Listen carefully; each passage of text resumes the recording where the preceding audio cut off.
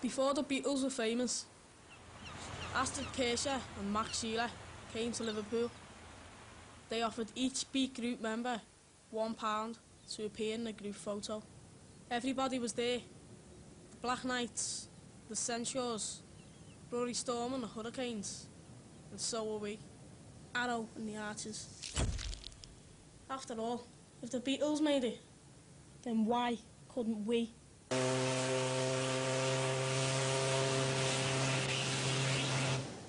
There were 4 lads from Liverpool who'd gone on to be famous, and we thought, if they can do it, so can we. And the best thing we thought we could do was to get down the cavern, hang around the band room, and try and convince them that we were that good, they let us go on the stage. And in doing so, that's where we met Astrid. She was over shooting a piece for Stern magazine with Max Sheila. And we convinced her, I guess, that we'd been a group a lot longer than we had been. And I think we also convinced them we could. And she thought it'd be a great idea too, to get us on to the cavern, take some photographs and whatnot. So while she was talking Bob Wooler into letting us on, we were allowed in the band room, and that's where I managed to get my first set of drumsticks. Going out on stage wasn't as easy as we thought it was going to be. We were in the band room, and then it was our turn to go on. Then all of a sudden it was like going from elation to stark terror. Hi there, all you cave dwellers. This is Bob Wooler saying welcome to the best of Sabbaths. Bob's at the front. Stage.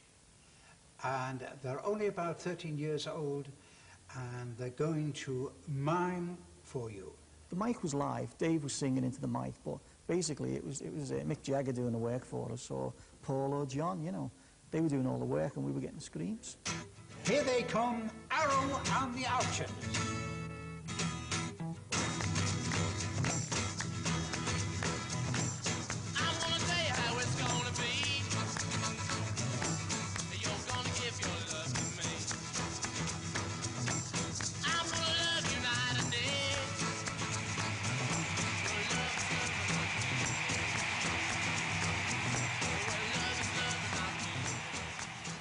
We asked her how many days we could spend, you know, doing the photographs and whatnot, and what would be going on. And she told us that she wouldn't be able to come back up until the following weekend almost, because in the week she was going to be on the movie set of A Hard Day's Night, photographing the Beatles. And we're looking at each other, is this real? You know, she's talking to us. You can imagine this, 1964. 4 kids from Liverpool here, you know, just working class kid. And this woman from this magazine is sort of chatting to us about, I won't be able to see you on Tuesday, but I will be back up Wednesday because I'm going to be with Ringo, George, John. Unbelievable, you know, never going to happen. Never going to meet them even, you know. And here's Astrid talking to us as though we were in on it. You know, you're in Stern magazine and so were the Beatles. Like, couldn't believe it. Unreal. She took us into Lewis's restaurant. And as we were walking in, the manageress or whatever it was came over and threw us out.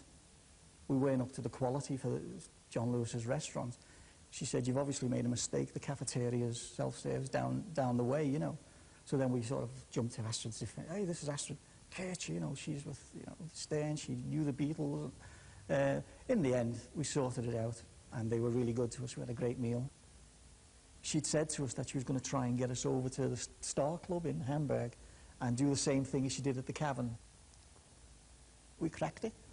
Yeah, that was it. Famous. Nothing else to be done. Just get on with it.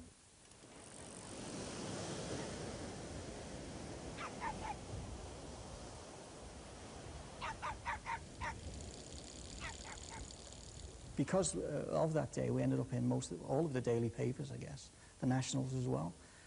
And to go back into school, it was great, really. You know, a bit of a celebrity. You know, girls pointing, there they are, you know. But at 13, it sort of quake a little bit, especially if the girls were any older than you know. Once it started to take off, if you like, everybody wanted to be in the band, so then everybody had their agenda, you know. Les had some friends who wanted to be in, and Dave, and, you know, whatever. And in the end, it fell apart. Just fell apart. Yeah. Yeah, really fell apart, like, you know, throttled each other. Yeah. Nobody went into music, no.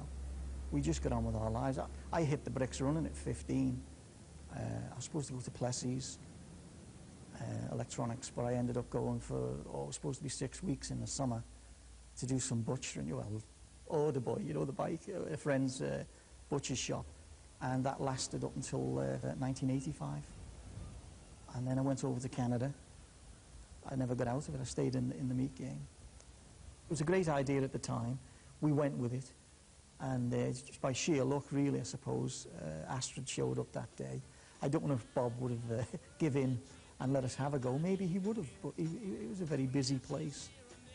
For kids to be knocking on the band room door saying, let me go on the stage and we can mime, a bit much really. But with Astrid's influence, it clicked, you know, we got on. But once Astrid went, and that was it. There was nobody else sort of to keep it going, really.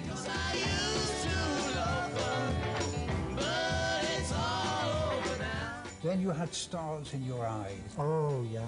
Then this is reality. I think, yeah, there you go, you know, just getting on with life, you know.